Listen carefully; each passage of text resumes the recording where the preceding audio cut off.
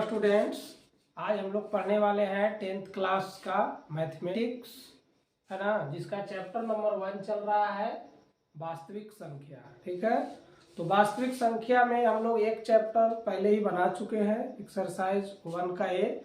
आज हम लोग बनाने वाले हैं एक्सरसाइज 1 का बी। ठीक है, तो एक्सरसाइज 1 का बी बनाने से पहले कुछ बेसिक कॉन्सेप्ट है जिसको जान लेना जरूरी है। ठीक है, तो चलिए आज हम लोग सबसे पहले क्या जानेंगे, तो वो जानेंगे हम लोग अंक गणित का मूलभूत प्रमेय। ठीक है, अंक गणित का मूलभूत प्रमेय समझने से पहले दो प्रकार की संख्या के बारे में जानना जरूरी है। वो है अभाज्य संख्या और एक है भाज्य संख्या। ठीक है, तो अभाज्य संख्या और भाज्य संख्या के बारे में विस्तार से हमने अपने पहले वीडियो में बताया है। ठीक है, तो वहां जाकर आप देख सकते हैं। ठीक है, उसके बाद एक और संख्या है जिसे कहा जाता है सह अभाज्य संख्या, है ना। सह का मतलब होता है साथी, है ना।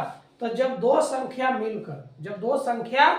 मिलकर अभाज्य संख्या का गुण दर्शाते हैं तो उन्हें कहा जाता है सह अभाज्य संख्या। ठीक है, अब अभाज्य संख्या का मतलब क्या होता है, वैसी संख्या जिसमें सिर्फ एक और स्वयं से भाग लगे, इसके अतिरिक्त किसी और से भाग ना लगे। ठीक है, तो यहाँ पे देखिए क्या कह रहा है कि यदि दो वो पूर्णांक है, एक है ए और एक है बी, दोनों चाहता है कि हम सह अभाज्य कहलाएं, तो उसके लिए एक शर्त है। सह अभाज्य दोनों कब कहलाएंगे, जब दोनों में कोई भी संख्या कॉमन नहीं हो, है ना। यानी कि दोनों का मसा क्या होना चाहिए, एक होना चाहिए। जैसे 16 और 9 है, 16 और 9 है। देखिए 16 को यदि हम लोग गुणनखंड करते हैं तो क्या आ जाएगा, 2 8 16, 2 चौके 8, 2 दूना 4, है ना, 2 दूना 4, दूनी 8, दूनी 16।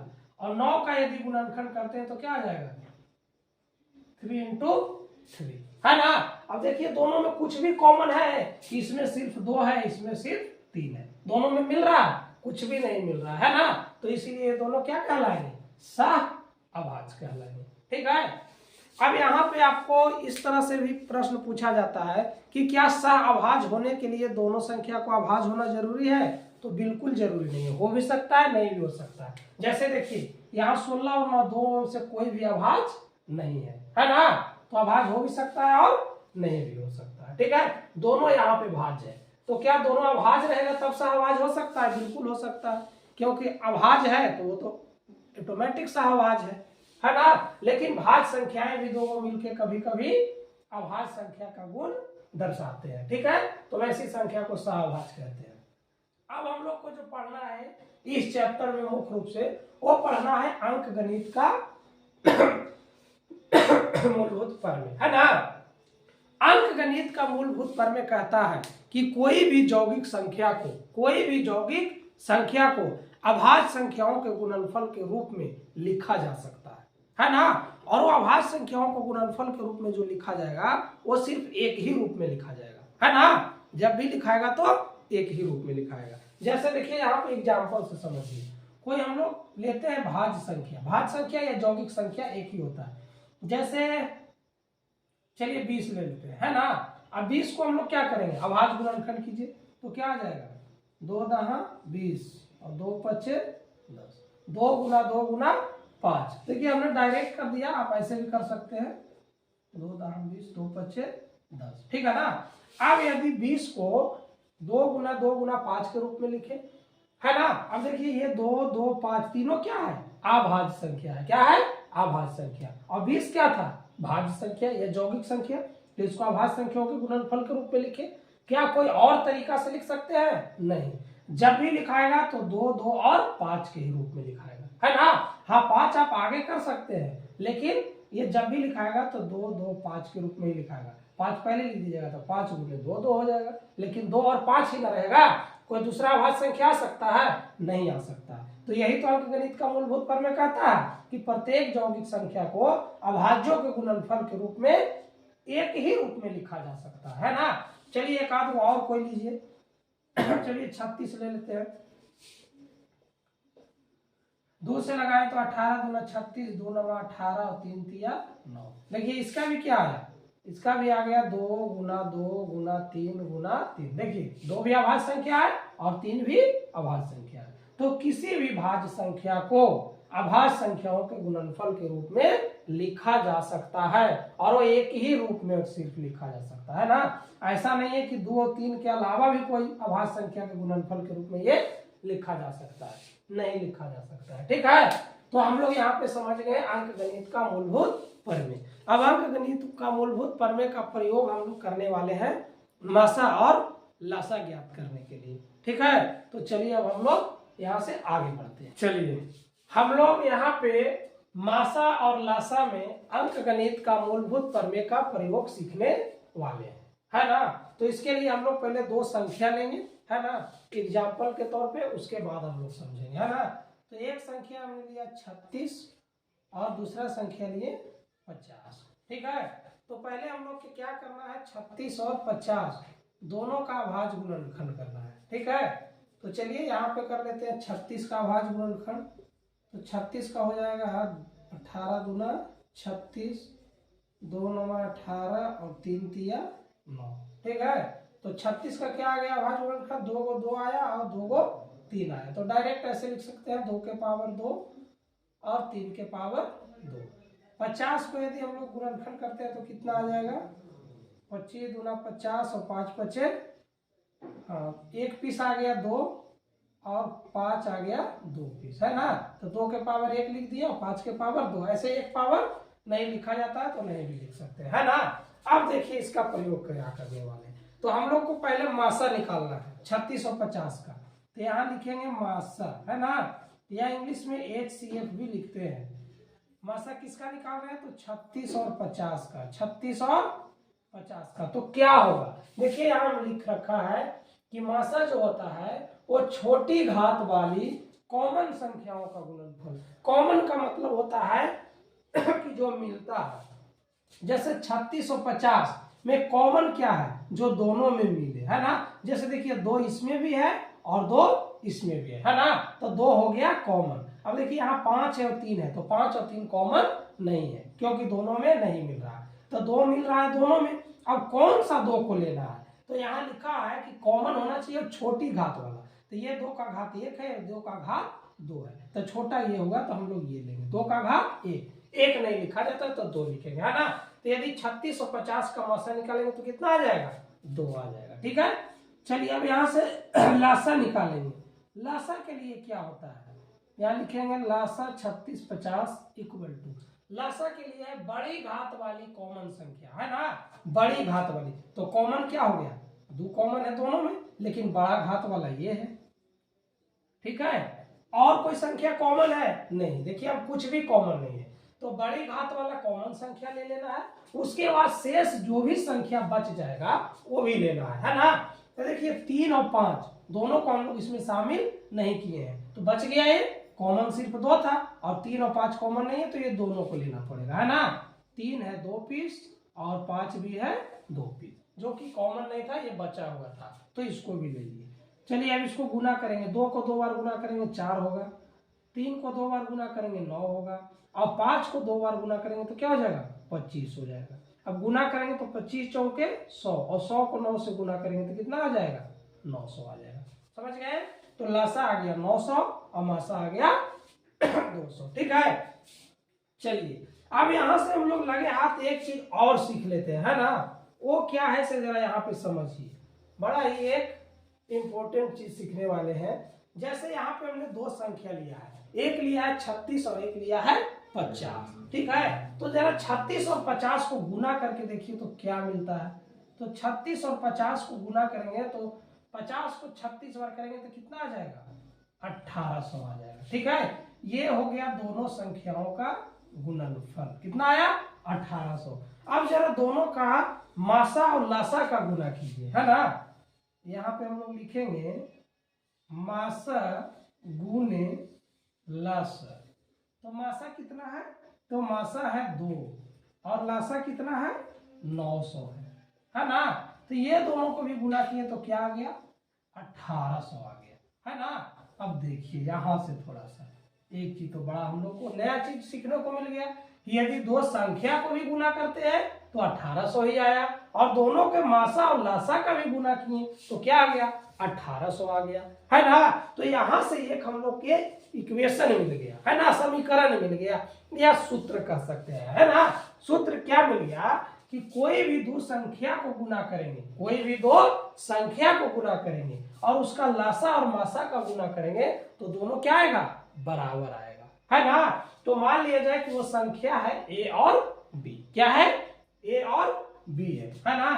तो यहां से हम लोग लिखेंगे कि मासा ए बी, मासा ए बी गुना लासा ए बी बराबर क्या होगा, ए गुना बी, ठीक है ना। ये ए गुना बी पहले लिखते तो मासा लासा उधर लिखते, ये हम लोग को बन गया पहला सूत्र, है ना। अब यहां से देखिए हम लोग को क्या सीखने के मिलेगा, ये मासा है, ये लासा है, ये ए है और ये बी है, चार चीज है।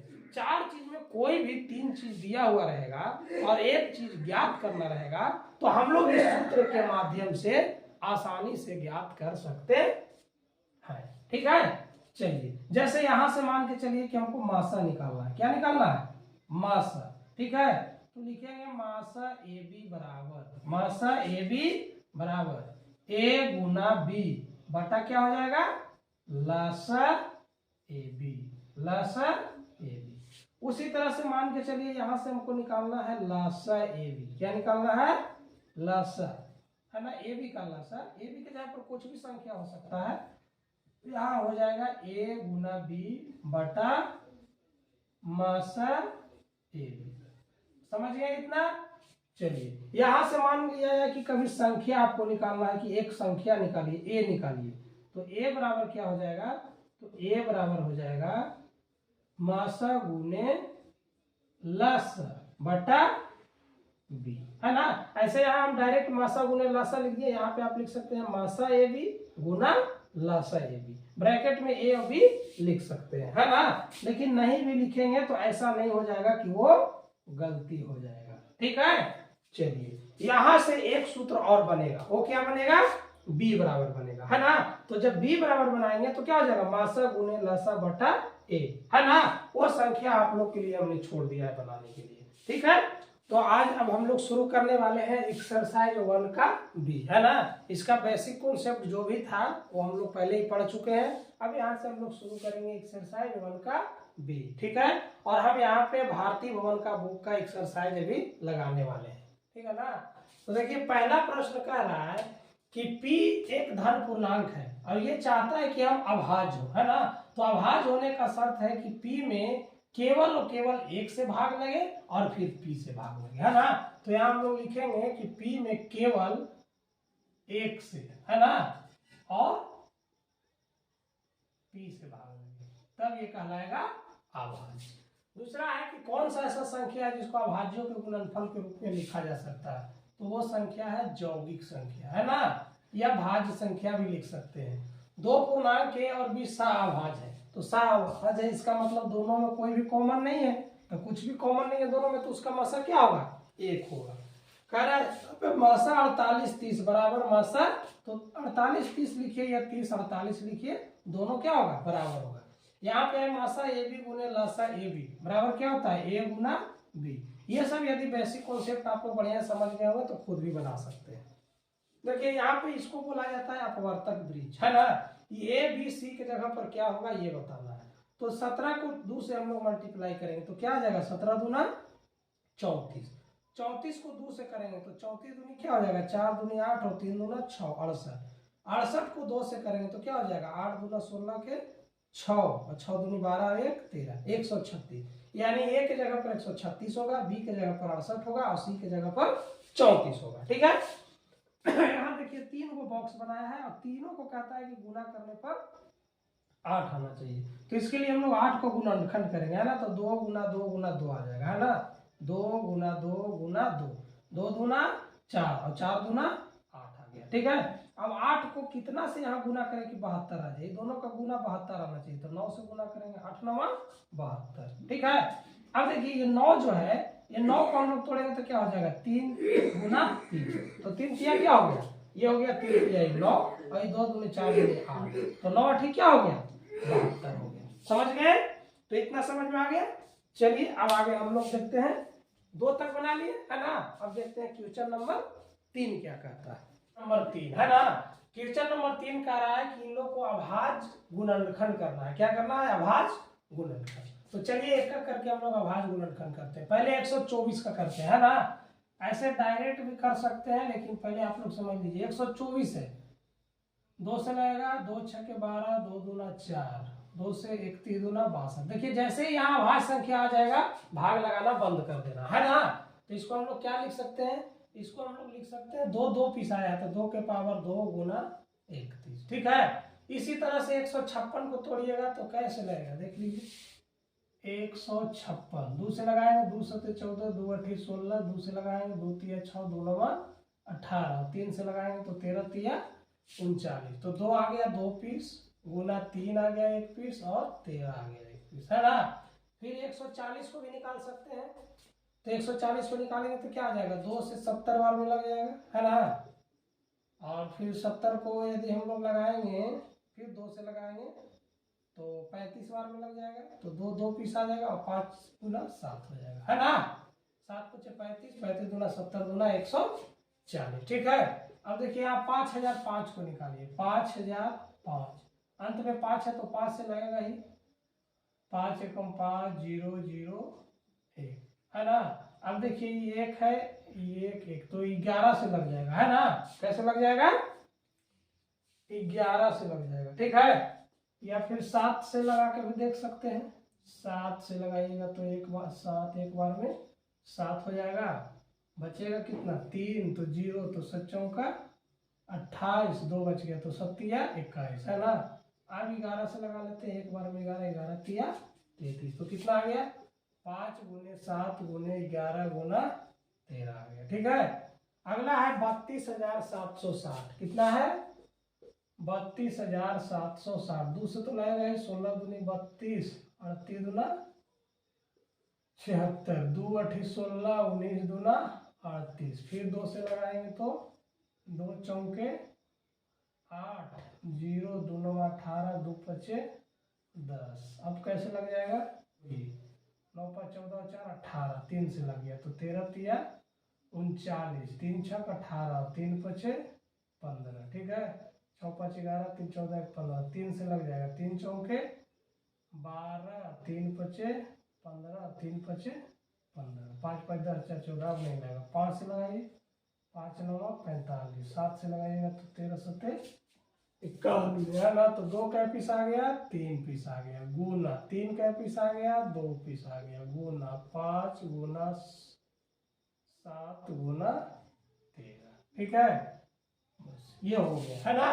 तो क्वेश्चन नंबर 3 का हम लोग 5 सवाल को हल कर लिया, है ना। अब देखिए चौथा में क्या कह रहा है। चौथा में कह रहा है कि 2 दिए हुए संख्या है, इसका लसा और मासा निकाले, और फिर इसका जो संबंध है कि 2 संख्याओं का गुणनफल और लसा मासा का गुणनफल बराबर होता है, उस संबंध को जांच करना, है ना। तो पहले 6 और 20 का हम लोग क्या करेंगे? लसा और मासा निकालेंगे। इसके लिए पहले गुणनखंड करेंगे, है ना। तो 6 का गुणनखंड क्या आ जाएगा? 2 गुना 3। 20 का क्या आ जाएगा? 20 को कीजिए तो 2 दूना 4, 4 5 20। ठीक है। तो पहले दोनों का हम लोग क्या निकालने वाले हैं? मासा निकालिए, है ना। मासा यहाँ पे ऐसे लिख सकते हैं, मासा 6 20 बराबर। मासा बराबर क्या होता है? दोनों में मिलना चाहिए, छोटा होना चाहिए। तो 2 दोनों में मिल रहा है, छोटा ही है तो 2 हो जाएगा, है ना। अब निकालिए लसा। तो लसा के लिए क्या शर्त है? लसा के लिए शर्त है कि दोनों में मिलना चाहिए, बड़ा होना चाहिए, है ना। तो दोनों में ये मिल रहा है, ये बड़ा है तो बड़ा वाला ले लेंगे। और कुछ कॉमन है? नहीं। अब जो कॉमन के बाद जो शेष बच गया, तो 3 और 5 बच गया है, तो 3 और 5 को भी ले लेना है। गुना कर दीजिए तो 5 तिया 15, और 2 को 2 बार गुना करेंगे तो 4, तो 15 चौके कितना आ गया? 60 आ गया, है ना। अब यहाँ से संबंध को हम लोग को जांच करना है ना। तो इसके लिए क्या करेंगे? पहले दोनों संख्याओं को गुना करेंगे, या लसा मसा का गुना करेंगे, कुछ भी कर सकते हैं। चलिए यहाँ पे हम संबंध का जांच करने वाले हैं। लिख दीजिएगा नाउ या अब, है ना। अब हम लोग क्या करने वाले हैं? सबसे पहले करने वाले हैं 6 और 20 का गुना। तो दोनों को गुना किए तो कितना आ गया? 120 आ गया। कितना आ गया? 120। अब दोनों का मासा और लसा का गुना कीजिए। डायरेक्ट भी हम लिख सकते हैं मासा गुने लसा, है ना। तो दोनों का मासा कितना आया है, 2 आया है, ठीक है। और लासा कितना आया है, 60 आया है, तो कितना आ गया 120। देखिए दोनों संख्याओं का गुणनफल और दोनों का मासा लासा का गुणनफल बराबर आ गया ना, तो यही तो जांच करना था। तो यहाँ से हम लोग लिखेंगे कि इसीलिए 6 × 20, 6 × 20 बराबर मासा 26 इसे ब्रैकेट में कर दीजिएगा गुना लासा 26। ये ब्रैकेट वाला नहीं भी लिखेगा 26 तब भी कोई बात नहीं है, ये संबंध को जांच करना था, ये संबंध हम लोग जांच किए कि सही है ना। यहाँ पे लिख दीजिएगा प्रूफ, ठीक है। तो जहां चौथा प्रश्न जो है उसमें जहां तक 2 संख्याएं हैं वहां तक लासा मसा निकाल के ये संबंध को जांच करना है ना, और जहां 2 से अधिक संख्याएं हैं वहां सिर्फ लासा और मासा निकाल कर छोड़ देना है, ठीक है। तो हमने एक सवाल को यहाँ पे हल कर दिया, अब आप लोग इसको बनाइएगा, ठीक है ना। अब हम लोग देखते हैं क्वेश्चन नंबर 5। ये है क्वेश्चन नंबर 5 का दूसरा, है ना। इसमें कह रहा है कि अभाज्य गुणनखंड विधि से मासा निकालिए और फिर मासा की सहायता से लासा ज्ञात करें, है ना। तो इसके लिए पहले हम लोग क्या करेंगे, इसका अभाज्य गुणनखंड निकालेंगे 96 का, है ना। तो 96 का अभाज्य गुणनखंड हो जाएगा 2 चौके 8, 24 दूना 48, 12 दूना 24, 2 छक्के 12 और 2 तिया 6, है ना। तो 96 का हम लोग गुणनखंड किए तो 1 2 3 4 5, 2 आ गया 5 पीस, है ना, और 1 पीस आ गया 3। उसी तरह से 404 का गुणनखंड कीजिए,